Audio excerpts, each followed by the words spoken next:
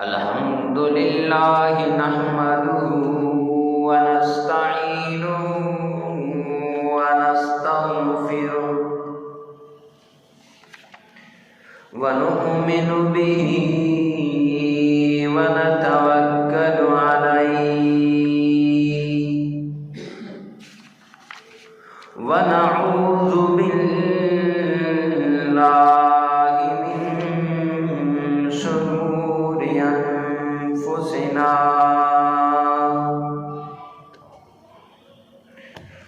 ومن سيئات أعمالنا من يهده الله فلا مضل له ومن يضلله فلا هادي له ونشهد أن لا إله إلا الله وحده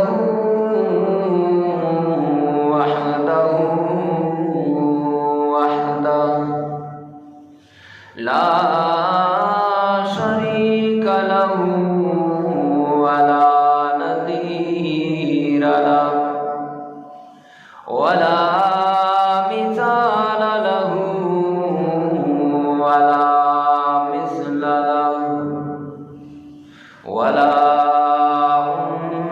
أمة بعد أمته ولا كتاب بعد كتابه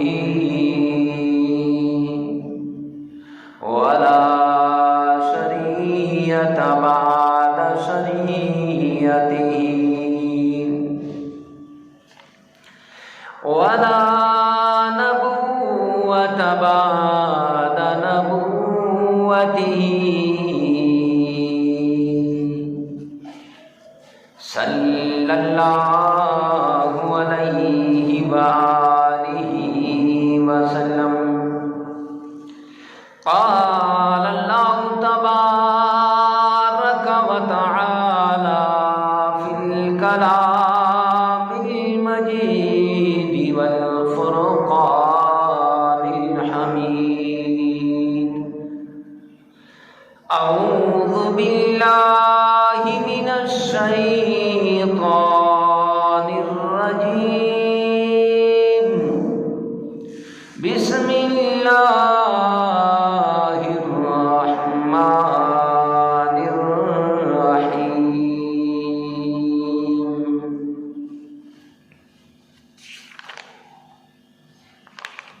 ووهبنا له إسحاق ويعقوب نافلة وكلا جعلنا صالحين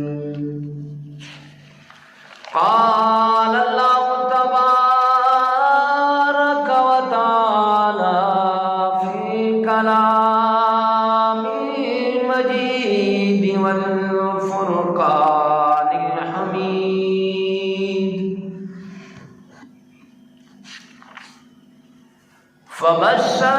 فبشرناه بغلام حليم فلما بلغ معه السعي قال يا بني إني أرى في المنام أني أذبحك فانظر ماذا ترى قال يا أبت افعل ما تؤمر ستجدني إن شاء الله من الصابرين قال النبي صلى الله عليه وآله وسلم أنا ابن ذبيحين أو كما قال عليه الصلاة والسلام۔ معزز سامعین کرام،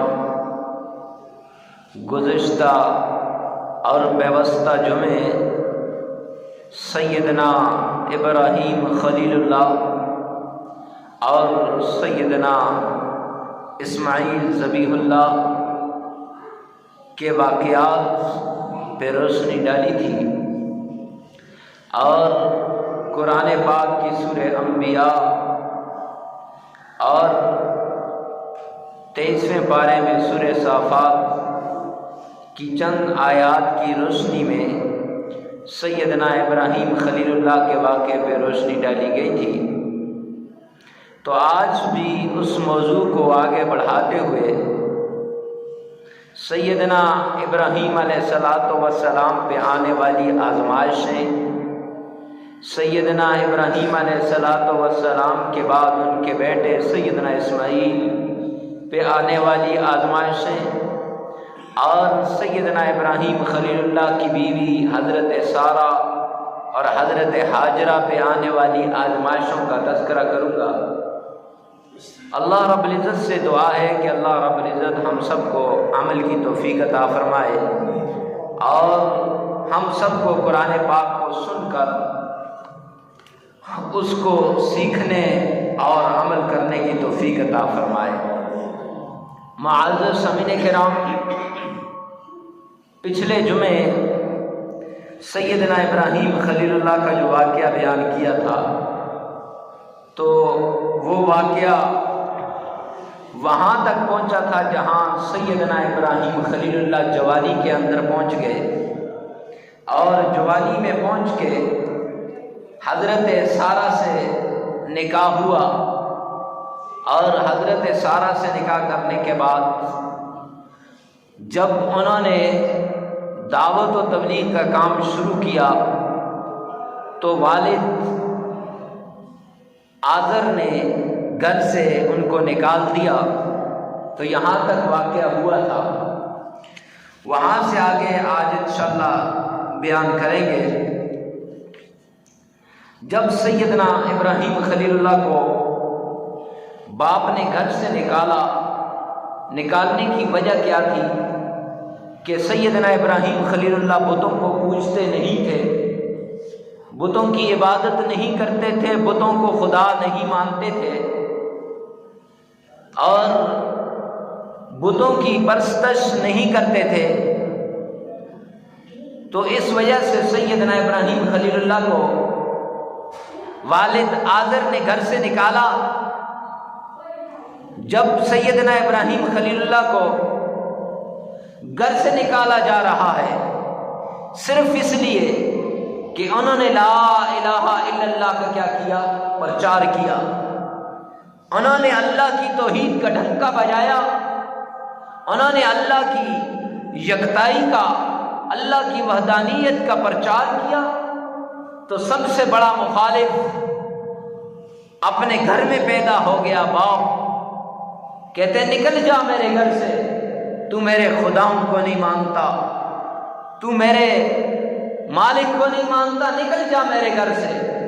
سیدنا ابراہیم خلیل اللہ حضرت سارہ کو لے کر مایوسی کے عالم میں، اس لیے مایوس نہیں ہو رہے تھے کہ مجھے گھر سے نکالا جا رہا ہے، اس لیے مایوس ہو رہے ہیں کہ میرا باپ بت پرست ہے، میرا باپ اللہ کی توحید کو چھوڑ کے ہاتھوں سے بنائے ہوئے بتوں کی پرستش کرنے لگ گیا ہے۔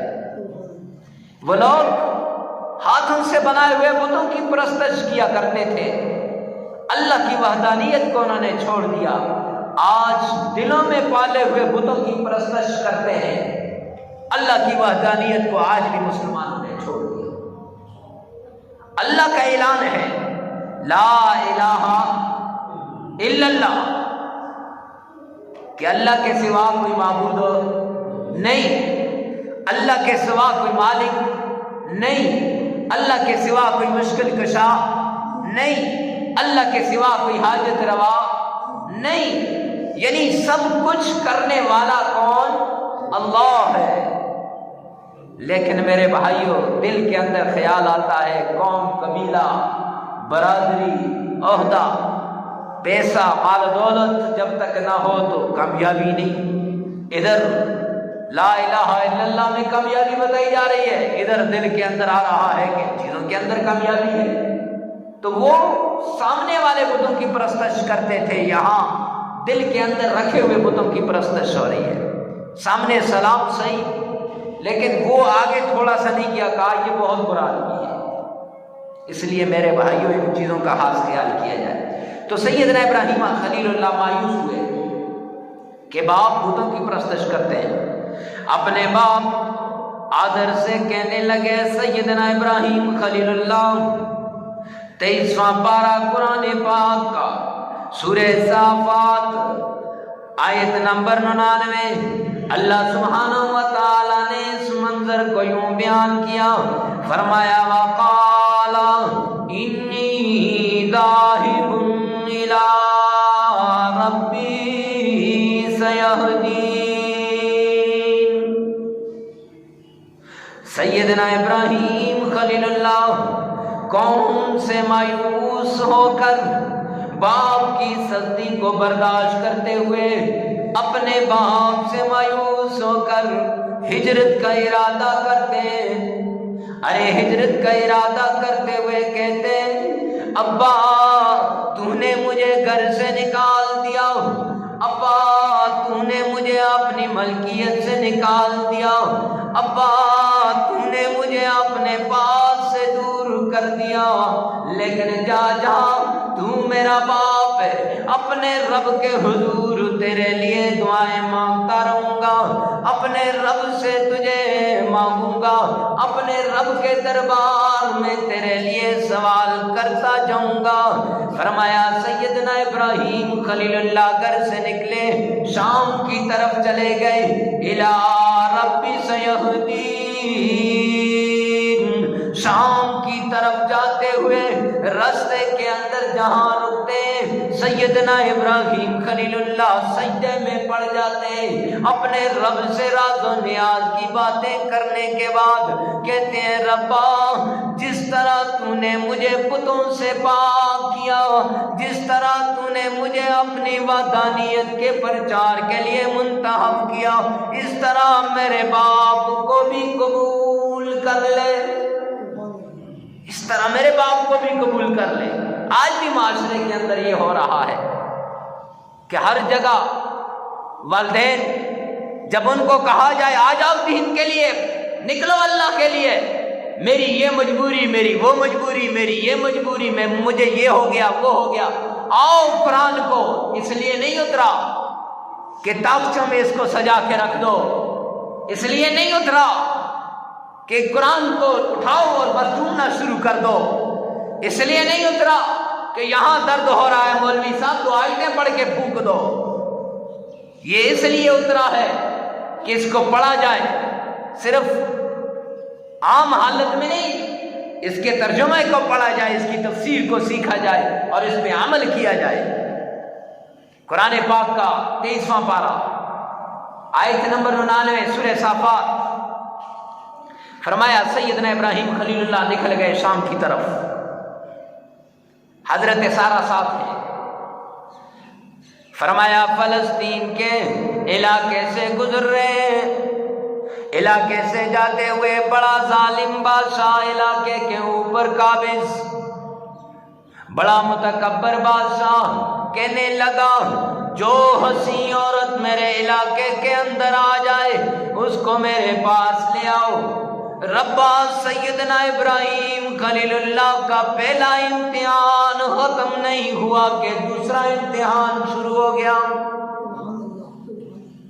یہاں بھی کہتے ہیں تھوڑا سا اللہ نے آزمایا نہیں، ربا تو نے دیا ہی کیا ہے؟ ذرا سوچو تو صحیح، خلیل اللہ کے اوپر ایک امتحان ختم نہیں ہو رہا، دوسرا ختم نہیں ہو رہا، تیسرا، ابھی ادھر سے باپ کے گھر سے نکلے، شام کی طرف جا رہے ہیں، فلسطین میں پہنچ کے وہاں بادشاہ کے ہاں پہنچ گئے۔ اب بادشاہ نے، حضرت سارہ جوان تھی اور خوبصورت تھی، نبی کی بیوی تھی، آخر نبی کا انتخاب تھا۔ بادشاہ اپنے کرندوں سے کہنے لگا میرے علاقے کے اندر حسین عورت آ جائے میرے پاس لے آؤ۔ اللہ اکبر، بادشاہ کے کرندے آ گئے، سیدنا ابراہیم خلیل اللہ کے پاس آ کے کہنے لگے سارہ کو ہمیں دے دو، ہم اپنے بادشاہ کے پاس لے جاتے ہیں۔ سیدنا ابراہیم خلیل اللہ اللہ کی طرف دیکھتے، آسمان کی طرف دیکھتے ہوئے فرماتے واہ میرے مولا، ابھی پہلے امتحان سے نہیں نکلا کہ دوسرے امتحان کے اندر مبتلا ہو گیا۔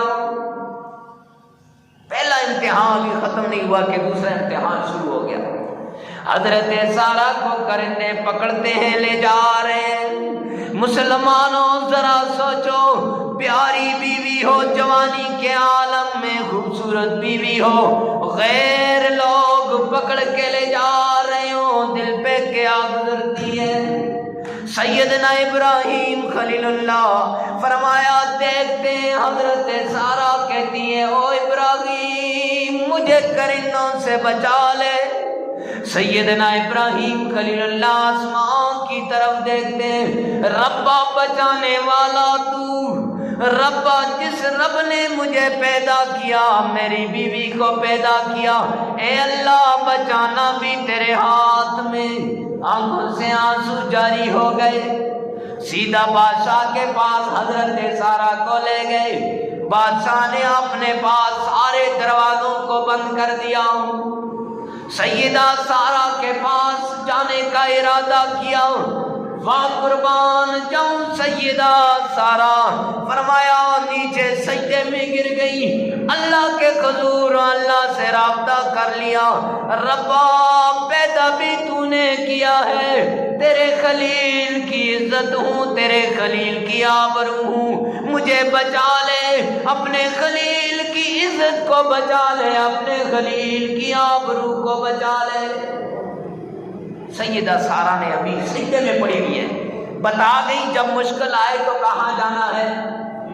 بولو، آواز نہیں آ رہی، کہاں جانا ہے؟ سجدے میں جانا ہے۔ سجدے میں چلی گئی، اللہ رب العزت نے بادشاہ کو اپاہج کر دیا، کیونکہ آنکھ کے اندر دیکھنے کی صلاحیت کس نے دی؟ زبان کے اندر بولنے کی صلاحیت کس نے دی؟ ہاتھ کے اندر پکڑنے کی صلاحیت کس نے دی؟ اللہ نے دی ہے۔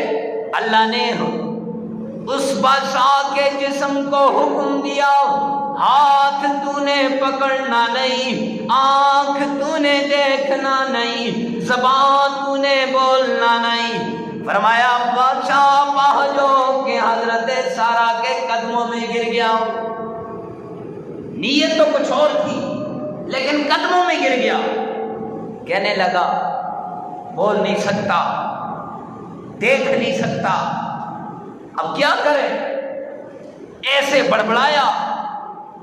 حضرت سارہ سمجھ گئی کہ اب یہ لاچار ہو گیا، نبی کی بیوی تھی، فوراً اللہ کے حضور دعا مانگی، یا اللہ اس مردود کو ٹھیک کر دے، اب یہ بے کس ہو چکا ہے، بیچارہ ہو چکا ہے، لاچار ہو چکا ہے، تیرے علاوہ اس کو ٹھیک کرنے والا کوئی نہیں، تو اس کو ٹھیک کر دے۔ فرمایا ٹھیک ہو گیا۔ پھر اس نے ارادہ کیا، پھر حضرت سارہ نے اس سے کہا پہلے تو اپاہج ہوا تھا، اللہ سے میرے لیے ٹھیک کرایا، پھر آگے بڑھتا ہے، پھر اس مرتبہ اس کا ہاتھ پاؤں آنکھیں کام کرنا چھوڑ دیتی ہیں، تو پھر حضرت سارہ سے کہنے لگتا ہے اب اپنے رب سے میرے لیے دعا کر دے، اب میں تیرے قریب نہیں آؤں گا اور تجھے انعام سے بھی نوازوں گا۔ حضرت ابراہیم خلیل اللہ کی کتنی بیویاں تھیں؟ 2، حضرت سارہ اور حضرت ہاجرہ۔ تو حضرت سارہ یہاں پہ حضرت ہاجرہ ملنے والی تھی، اللہ نے حضرت ہاجرہ کو سیدنا ابراہیم خلیل اللہ سے ملانا تھا۔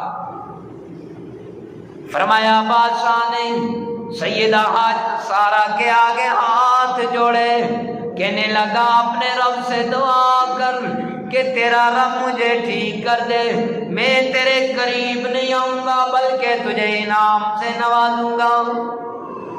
سیدہ سارا مصلی کے اوپر بیٹھ کے اللہ کے حضور دعا مانگنے لگ گئی، ربا تو نے اس کو اپاہج کیا ہے، یا اللہ اس کو صحیح کر دے۔ فوراً اللہ رب العزت نے اس کو ٹھیک کر دیا۔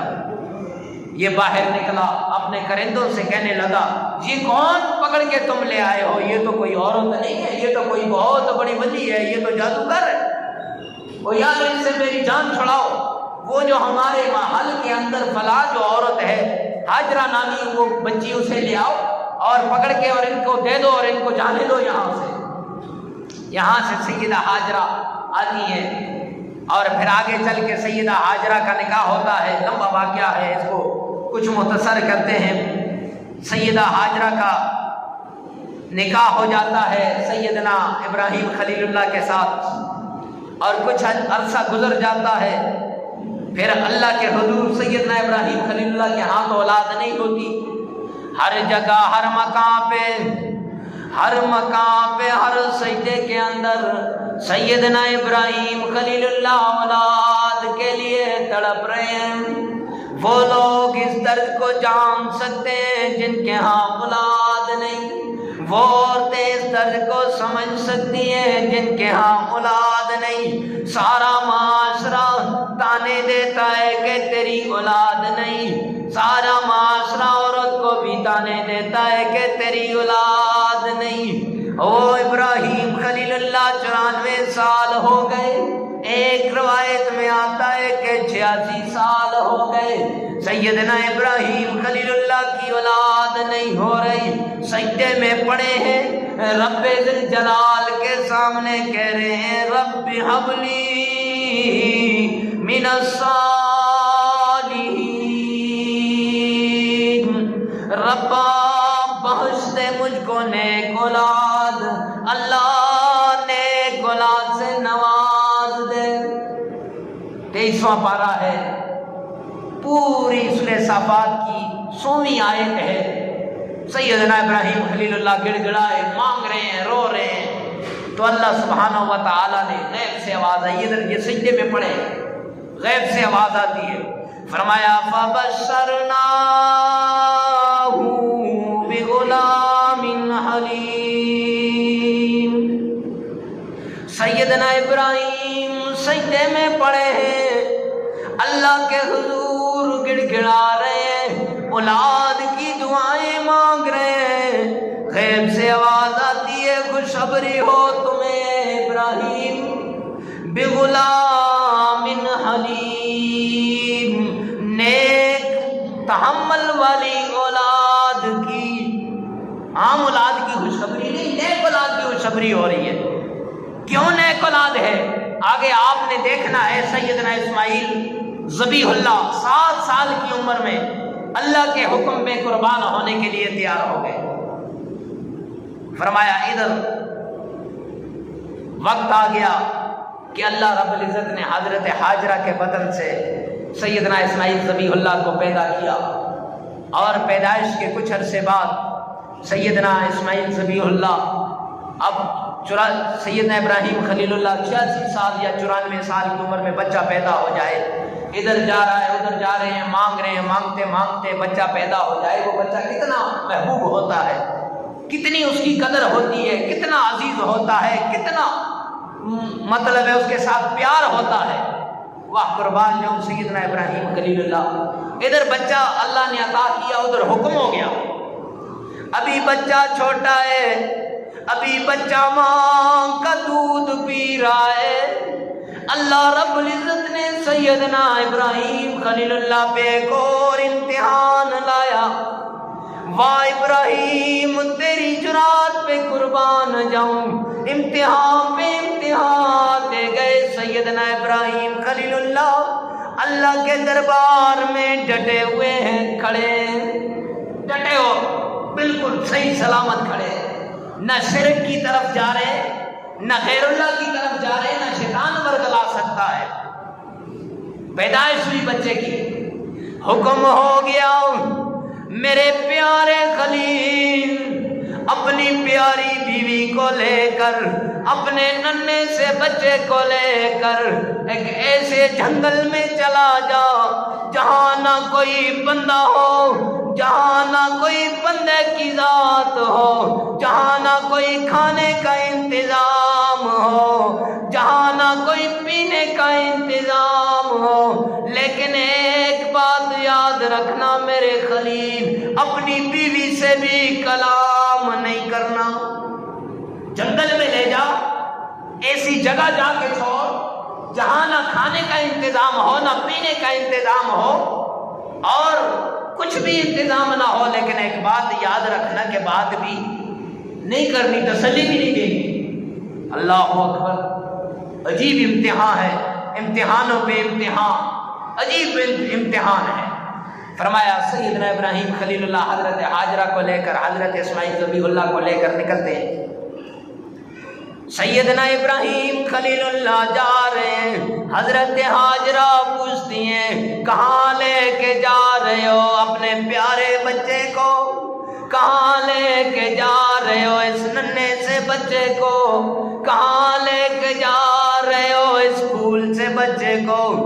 اللہ اکبر، سیدنا ابراہیم خلیل اللہ جواب نہیں دے رہے۔ فرمایا لے جاتے جنگل میں پہنچ کے سیدنا ابراہیم خلیل اللہ اپنی بیوی کو اشارہ کرتے ہیں کہ یہاں رکنا ہے۔ پہنچ گئے جنگل کے اندر، کوئی بیابان جنگل، بیواد غیر ذی زرع۔ قرآن کیا کہتا ہے؟ ارے باہر کا واقعہ نہیں، قرآن سے اس کی تشریح ہے۔ بیواد غیر ذی زرع عند بیتک المحرم، ایسی جگہ میں چھوڑ جا جو غیر ذی زرع ہو، جو زرخیز نہ ہو، کھانے پینے کا کچھ نہ ملتا ہو، ایسی جگہ میں چھوڑ جا جہاں کوئی انسان نہ ہو۔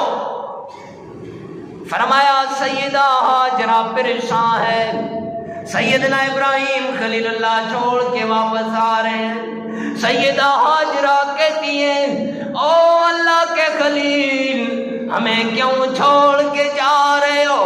میرا گناہ تو بتاؤ، کون سے گناہ کی سزا دے رہے ہو؟ او خلیل، اگر میرا گناہ ہوا تو توبہ کر لوں گی، آپ سے معافی مانگ لوں گی، لیکن اللہ کا خلیل ہے کہ پیچھے مڑ کے نہیں دیکھتا۔ کہا کون سا جرم ہو گیا جس جرم کی سزا یہاں دے کے جا رہے ہو؟ اس جرم کی معافی مانگ لوں گی، لیکن اللہ کا خلیل ہے کہ اللہ کا خلیل پیچھے مڑ کے نہیں دیکھتا۔ میرے بھائیوں، سوچنے کی بات ہے، 94 سال کی عمر میں اللہ نے اولاد دی، حکم ہو گیا ایسی جگہ چھوڑ گیا جنگل بیاباں کے اندر۔ دل میں خیال آیا میرے حسین جمیل بچے کو کہیں کوئی چیز نقصان نہ دے دے۔ حضرت ہاجرہ کے دل میں، اللہ اکبر، پھر اچانک دل میں خیال آیا حضرت ہاجرہ کے، او ابراہیم ذرا یہ تو بتا کہیں میرے رب کا حکم تو نہیں آ گیا، کہیں اللہ نے حکم تو نہیں دیا کہ ایسی جگہ میں جا کے چھوڑ کے آ جاؤ۔ فوراً سیدنا ابراہیم خلیل اللہ نے اسبات میں سر ہلایا، حضرت ہاجرہ سینے سے اپنے ننھے سے بچے کو لگا کے کھڑی ہو گئی۔ اگر میرے رب کا حکم ہے تو میرا رب نہ مجھے ضائع کرے گا نہ میرے بچے کو ضائع کرے گا۔ فرمایا ادھر خلیل اللہ پہاڑ کی اوٹ میں جا کے سیدنا خلیل اللہ سجدے میں گر کے اللہ کے سامنے رونے لگ گئے۔ اللہ، پہلے تو نے بچہ ہی نہیں دیا، اولاد نہیں دی، جب اولاد دی ایسا حکم ہوا کہ پہاڑ کے کونے پہ لا کے اس کو چھوڑ دے۔ ربا لا کے تیرے دربار میں چھوڑ دیا، اے اللہ میرے بچے کو ضائع نہ کرنا، اے اللہ میری بیوی کو ضائع نہ کرنا۔ میرے بھائیوں، سیدہ ہاجرہ تھوڑی دیر بیٹھی، لیکن اس عرب کی گرمی کو دیکھو، 1400 سال پہلے کی گرمی کو دیکھو، جب کچھ بھی نہ تھا، آج کی گرمی وہاں کی برداشت نہیں ہوتی، تو پہلے تو ریتلا میدان تھا، کسی چیز کا کوئی سایہ نہیں ہے، وہاں سیدنا اسماعیل ذبیح اللہ کو لے کے سینے سے ماں پریشان ہے، بچے کو زمین پہ لٹا کے اللہ اکبر سیدھی صفا کی طرف بھاگتی ہیں حضرت ہاجرہ، کہیں جا کے دیکھوں، کہیں سے کوئی قافلہ آ جائے، کہیں سے کوئی انسان نظر آ جائے، اپنے بچے کے لیے وہاں سے جا کے کچھ نہ کچھ لے آؤں، اگر اور کچھ نہیں تو پانی لے آؤں۔ وہاں بھاگی سیدھی صفا کی طرف، پھر مروہ کی طرف بھاگتی ہیں، پھر واپس بچے کی طرف آتی ہیں۔ ماں جو ہے ایک مرتبہ صفا کی طرف بھاگی، واپس آ کے پھر بچے کو سینے سے لگایا، پھر بچے کو نیچے لٹایا، پھر مروہ کی طرف بھاگ رہی ہے۔ کبھی صفا کی طرف بھاگتی ہے ہاجرہ، کبھی مروہ کی طرف بھاگ رہی ہے۔ میرے رب کو یہ امر اتنا پسند آیا، فرمایا او ہاجرہ تو یہاں بھاگ رہی ہے، مجھ رب کی قسم قیامت تک آنے والا آدمی جو بھی حج کے لیے آئے گا، میرے گھر کے طواف کے لیے آئے گا، جب تک اس صفا اور مروہ کے درمیان نہیں بھاگے گا میں اس کا حج قبول نہیں کروں گا۔ ہر کوئی بھاگتا ہے جی ایسے صفا اور مروہ کے درمیان، تو ادھر لمبا واقعہ ہے، اس کو چونکہ اگلے جمعہ عید سے پہلے کا جمعہ ہوگا، پھر عید آ جائے گی، تو اگر اسی ڈیٹیل سے ہم بیان کریں گے تو پھر ہم قربانی کے مسائل کو ہم ٹچ نہیں کر سکیں گے۔ خیر، تو سیدنا اسماعیل ذبیح اللہ کی والدہ وہاں آئیں، صفا مروہ میں بھاگتے بھاگتے دیکھا اسماعیل ذبیح اللہ ایڑیاں رگڑ رہے ہیں، وہاں سے پانی نکل رہا ہے۔ واہ قربان جاؤں مولا، تیرے انتخاب پہ میرے اور آپ کا گھر ہو، اس کا افتتاح کرنا ہو تو کسی وزیر کو بلاتے ہیں، کسی مشیر کو بلاتے ہیں، کسی بڑے کو بلاتے ہیں، پیسے والے کو بلاتے ہیں۔ رب نے اپنے گھر کی ابتدا کرنی تھی تو اللہ نے اسماعیل ذبیح اللہ کو بلایا، فرمایا ایڑیاں رگڑی، پانی نکلا، ماں نے پانی کے آگے بند باندھا۔ ایک روایت میں آتا ہے کہ ماں نے پتھر دھو لیے، ایک پتھر ایسے کھڑا کیا، دوسرا اس کے ساتھ لگا کے بچے کے اوپر تھوڑا سا سایہ کیا کہ اس بچے کے اوپر سایہ ہو جائے، تو بچے نے ایڑیاں رگڑی اور وہاں پانی نکلا۔ ماں نے آگے بند باندھا اور کہا زمزم ٹھہر جا ٹھہر جا، رک جا رک جا۔ ایک روایت میں آتا ہے کہ اگر حضرت ہاجرہ زمزم نہ کہتی پوری دنیا پہ پانی پھیل جاتا، ساری دنیا کا وہ واحد پانی ہے، سائنس بھی حیران ہے، جس پانی کے اندر وٹامن اے بی سی سارے موجود ہیں، اور جس پانی کے اندر صرف پیاس بجھانے کی صلاحیت نہیں ہے، ساتھ بھوک مٹانے کی بھی صلاحیت ہے، ایسا پانی ہے تو اللہ نے دیا تھا وہاں پہ۔ تو حضرت اسماعیل ذبیح اللہ وہاں ایڑیاں رگڑتے گئے، پانی ہوا، پھر ایک قافلہ آیا، وہ قافلہ حضرت اسماعیل ذبیح اللہ کے پاس حضرت ہاجرہ سے مانگنے لگا کہ بھائی ہمارے پاس پانی نہیں ہے، ہم پانی لینے آپ کے پاس آئیں گے، تو انہوں نے پانی پینے کی اجازت دی۔ خیر، اس سے آگے انشاءاللہ اگلے جمعے بیان کریں گے۔ اب تھوڑی سی باتیں قربانی کے متعلق ہو جائیں کہ قربانی کا جانور کیسا ہونا چاہیے، قربانی کے اندر کیا کیا کرنا چاہیے۔ تو پہلا مسئلہ قربانی کا کہ جس جانور کی ناک کٹی ہو اس جانور کی قربانی جائز نہیں ہے، کان کٹا ہو قربانی جائز نہیں ہے، اور دم کٹی ہو قربانی جائز نہیں ہے، سینگ ٹوٹا ہو جڑ سے تو بھی اس جانور کی قربانی جائز نہیں ہے۔ اگر ناک میں رسی وغیرہ ڈالنے کے لیے سوراخ کر لیا گیا ہو تو کیا اس جانور کی قربانی جائز ہے یا نہیں؟ دیکھیں نا جی، ناک کٹا ہو تو قربانی جائز نہیں ہے۔ میرا اور آپ کا ناک تو سامنے نظر آتا ہے، جانور کا ناک تو سامنے نظر نہیں آتا ہے، لیکن بعض اوقات جانور کے ناک کو اندر سے سوراخ کر دیا جاتا ہے تاکہ رسی ڈالی جائے، وہ قابو میں آ جائے۔ تو کیا ایسے جانور کی قربانی جائز ہے یا نہیں؟ تو اس کی قربانی اگر صرف اس میں سوراخ کیا ہے رسی ڈالنے کے لیے، ناک کٹا نہیں، یعنی وہ سارا خراب نہیں ہوا، تو اس صورت میں قربانی جائز ہے، کیونکہ یہ اس کے عیب کے اندر شامل نہیں ہے۔ وہ چیز جس سے وہ جانور عیبدار بن گیا ہو، جس سے اس جانور کی خوبصورتی کے اندر کمی آ جائے، یا جس سے اس جانور کی قیمت کے اندر کمی آ جائے، تو اس سے وہ جانور جو ہے قربانی کے اندر جائز نہیں ہے۔ پھر آگے جس گائے، بھینس اور بکری کی زبان کٹی ہو، تھوڑی سی زبان کٹی ہوئی ہے، تو آیا اس جانور کی قربانی جائز ہے یا نہیں؟ تو اس کا حکم بھی بالکل دم کی طرح ہے۔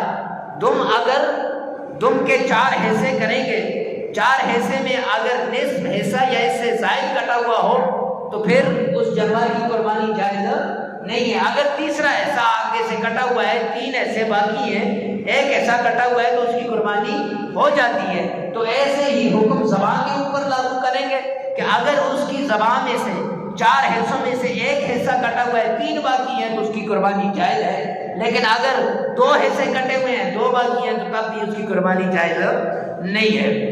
آگے جس جانور کے دانت نہ ہوں یا اکثر دانت گر جائیں یا گھس جانے کی وجہ سے وہ چارہ کھانے پر قادر نہ ہو، تو آیا اس کی قربانی جائز ہے یا نہیں؟ تو لکھا ہے کہ جس جانور کے دانت پیدائشی طور پر نہ ہو، بعض ہوتے ہیں جانور ان کے دانت پیدائشی طور پر نہیں ہوتے، تو پیدائشی طور پر نہیں ہے تو اس کی قربانی جائز ہے۔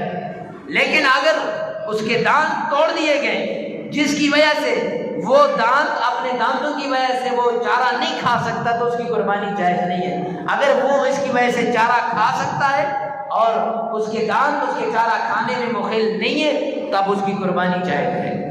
آگے اگر آپ بھائیوں کے مسائل میں بیان کر رہا ہوں، آپ کے ذہن میں کوئی مسئلہ آتا ہے تو پوچھ سکتے ہیں۔ جس جانور کو جنون کا مرض ہو یا جنات لگ جائیں، ہوتا ہے بعض جانوروں کو جنات لگ جاتے ہیں یا جنون کا مرض ہوتا ہے، تو آیا اس جانور کی قربانی جائز ہے یا نہیں؟ تو لکھا ہے کہ اگر جانور کے اوپر جنون اتنا طاری ہے کہ وہ اپنے مذبح خانے کی طرف نہیں جا سکتا، یا جنات اسے اتنا تنگ کر رہے ہیں، تنگ کرنے کی وجہ سے اس کی کوئی جگہ انہوں نے توڑ دی، یا کوئی ایسا عمل ہو گیا کہ جو زیادہ اس کے اوپر جنون طاری ہو گیا، تو فرمایا اس صورت میں بھی وہ قربانی کے لیے جائز نہیں ہے۔ کیوں؟ فرمایا ان الصلاۃ، قرآن کیا کہتا ہے؟ ان الصلاۃ و نسکی، میرے اللہ فرماتے ہیں میری ساری کی ساری نمازیں، اے محبوب خدا، اے محبوب کریم، رب ذوالجلال حکم دے رہے، اپنے رب کے آگے کہہ دیں ان الصلاۃ، میری ساری نمازیں، دن کی نماز ہو یا رات کی نماز، ونسکی، میری ساری کی ساری قربانیاں، ومحیایا، میری زندگی گزارنا، ومماتی، میری موت، فرمایا للہ، اللہ کے لیے ہے۔ تو جب اللہ کے راستے میں قربان کرنا ہے جانور، تو جانور اچھا ہونا چاہیے۔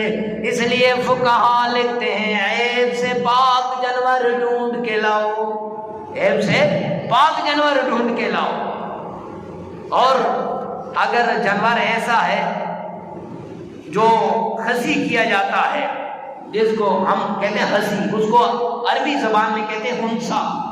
کیا کہتے ہیں؟ خنثی، خنثی جانور جس میں نر اور مادہ دونوں کی علامتیں پائی جائیں، ایک تو جس کو ہم خسی کرتے ہیں، تو کیا ایسا جانور قربانی کرنا چاہیے یا نہیں؟ فرمایا یہ جانور بڑا اصیل ہوتا ہے، بڑا اپنے مالک کی بات کو ماننے والا ہوتا ہے، لہذا اس کی قربانی صحیح ہے۔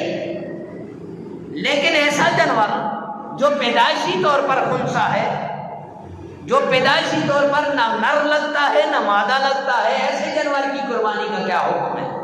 پچھلے عید پہ مجھ سے ایک آدمی نے مجھے جانور دکھایا بھی اور مجھ سے وہ مسئلہ پوچھا بھی، تو فرمایا کہ اکثر لوگوں کا یہ خیال ہے اس کے بارے میں کہ خنثی جو جانور ہوتا ہے اس کا گوشت گلتا بھی نہیں ہے، تو اس کی قربانی جائز ہے یا نہیں؟ تو فرمایا علماء نے ایسے جانور کی قربانی کو جائز قرار نہیں کیا، فرمایا کہ منع کیا ہے کہ ایسا جانور نہ لایا جائے۔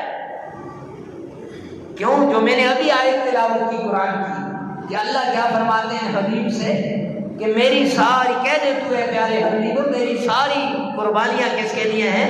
اللہ کے لیے ہیں، تو اللہ کے نام پہ عمدہ چیز دینی چاہیے۔ ہاں اگر کسی جانور کی نر یا مادہ ہونے کی علامت کچھ پائی جائے تو اس جانور کی قربانی جائز ہے۔ اگر نر کی علامت پائی جائے تو نر میں اس کو شمار کیا جائے گا، اگر عورت مادہ کی قربانی پائی جائے تو مادہ میں۔ اس سے میرے ذہن میں ایک اور مسئلہ آ گیا کہ ایک آدمی ہے وہ خنثی ہے، ایک آدمی خنثی ہے، خنثی کا نماز جنازہ کس طرح ہم پڑھیں گے؟ تو میرے بھائی جس طرح یہاں قربانی کا حکم ہے تو اسی طرح وہاں حکم ہے کہ اگر اس میں نر کی علامت زیادہ پائی جاتی ہے تو پھر اس کا نماز جنازہ مرد کی طرح پڑھا جائے گا، اگر اس میں مادہ کی علامت زیادہ غالب ہے تو اس کا جنازہ عورت کی اعتبار سے پڑھا جائے گا۔ لیکن جو خنثی مشکل ہوگا، جس میں نہ نر ہے نہ مادہ ہے، عربی میں اس کو خنثی مشکل کہتے ہیں، تو فرمایا اس کا نماز جنازہ مرد کی طرح پڑھا جائے گا، عورت کی طرح نہیں پڑھا جائے گا کہ الرجال قوامون علی النساء، کہ مردوں کو عورتوں پر اللہ نے کیا دی ہے؟ فوقیت دی ہے، تو اس اعتبار سے اس کا جنازہ کس میں پڑھا جائے گا؟ مردوں کی طرح پڑھا جائے گا۔ ہاں اور کسی کے دل میں اگر کوئی مسئلہ ہے، ذہن میں آتا ہے تو پوچھ سکتا ہے۔ ہاں یہ بھائی صاحب نے ایک مسئلہ پوچھا ہے کہ جانور کی عمر، تو عمر کے بارے میں تو اکثر لوگوں کو پتہ ہوتا ہے کہ 2 سال کا جانور ہونا چاہیے، اور یہ جو مینڈا ہوتا ہے یہ 1 سال کا ہو، اور اس میں مینڈے میں اگر وہ 1 سال سے کم ہے لیکن 1 سال والے سے زیادہ طاقتور نظر آتا ہے تو فرمایا اس کی قربانی ہو سکتی ہے، جائز ہے۔ اور کسی کے ذہن میں کوئی مسئلہ ہو، ایک مسئلہ اور میرے ذہن میں آیا کہ جب آپ قربانی کر رہے ہیں اور قربانی کرتے ہوئے 7 آدمی آپ کے ساتھ شریک ہیں، اب 7 کی رضا اس میں شامل ہے، یہ نہیں کہ ایک آدمی وہ جو اس کے پائے ہوتے ہیں ان کے بارے میں کہہ دے یہ 2 میں نے فلاں کو دے دیے، 2 فلاں کو دے دیے۔ بھائی ارے بھائی تو نے تو اس کو دے دیے، اس کو دے دیے، تیرا حق ہی نہیں تھا، تیرا جو جتنا حق تھا اتنے میں وہ دوسرا بھی شریک ہے، 7 کے 7 شریک ہیں۔ ہاں اگر وہ 7 رضامند ہیں اس بات پہ کہ آپ نے جو فیصلہ کیا ہے ٹھیک ہے تو پھر تو قربانی ہوگی، لیکن ایک کے دل میں ذرہ برابر بھی میل آ گئی تو میرے بھائیوں پھر قربانی جائز نہیں ہوگی۔ پھر اسی طرح رسی کے بارے میں حکم ہے، اسی طرح اگر اس کے گلے کے اندر کوئی پٹا وغیرہ ہے اس کے بارے میں حکم ہے کہ بعض لوگ کہتے ہیں کہ یہ اچھی رسی ہے تو پہلے سے ہی کہہ دیتے ہیں یہ میری ہے، یہ میں لے جاؤں گا، اب دوسرا کہتا ہے یار یہ تو لے کے تو میں نے جانی تھی، اب یہ جلدی کر دی ہے اس نے، اب اس کے دل میں آ گیا نا میل، تو جب میل آ گیا تو تب بھی اس کی قربانی جائز۔ لہذا قربانی کیا ہے؟ قل ان صلاتی و نسکی و محیایا و مماتی کیا ہے؟ للہ، اللہ کے لیے ہے۔ جب اللہ کے نام پہ قربان کرنا ہے، پیسے کو نہ دیکھو، مال کو نہ دیکھو، دولت کو نہ دیکھو، رنگ کو نہ دیکھو، پھر رسی کو بھی نہ دیکھو، پھر اللہ کے لیے اس کو بھی قربان کر دو، کسی چیز کی کوئی لالچ نہ ہو۔ ہاں پھر اس میں ایک اور بات بھی ہے، جو 7 آدمی شریک ہیں ان 7 آدمیوں کا آپس میں اتحاد ہونا ضروری ہے، ذرا برابر بھی ایک دوسرے کے بارے میں دل میں میل آ گئی پھر بھی بات گڑبڑ ہو جاتی ہے۔ اور 7 آدمی جب آ جائے تو 7 آدمیوں کو جب وہ چھری کھینچی جاتی ہے تو کوشش کریں کہ ہر ایک آ کر اس چھری کو ایک مرتبہ لازمی کھینچے۔ اگر عورت کی قربانی ہے تو پھر وہ عورت اجازت دے دے کسی کو کہ ہاں جی میری طرف سے کھینچ لو۔ پھر 7 سے ایک اور 7 والی بات یاد آ گئی، ہمارے بزرگوں کے ہاں یہ ہے کہ میں اپنے باپ کی 7 قربانیاں کروں گا، میرے باپ کی 7 قربانیاں ابھی پوری نہیں ہوئی، کہتے ہیں یا نہیں؟ میری 7 قربانیاں ابھی پوری نہیں ہوئی، 7 قربانیاں پوری ہو گئی، بس میں نے تو 7 پوری کر دی۔ میرے بھائی یہ مسئلہ کہیں پر بھی نہیں ہے، 7 والا مسئلہ نہیں ہے، 7 حصے ضرور ہیں لیکن 7 والا مسئلہ نہیں ہے کہ 7 قربانیاں کر دو بات پوری ہو جائے گی۔ سرکار دو عالم آقا کائنات مدنی کریم صلی اللہ علیہ وسلم جب دنیا سے جانے لگے، سرور کونین عمر کا آخری اشرہ چل رہا ہے، آخری حصہ چل رہا ہے، وہ آخری قربانی پر میرے پیارے پیغمبر نے 63 جانور ذبح کیے۔ کتنے؟ 63 جانور۔ تو ساتھ میرے نبی نے نہیں بتایا 63 جانور ذبح کر کے جا رہے ہیں، بتایا جتنی توفیق ہو اتنا ایسا، یہ بھی نہیں ایک آدمی کی توفیق پورا جانور ذبح کرنے کی ہے، وہ ایک حصے پہ کفایت کرے گا تو رب کے ہاں مجرم ہوگا۔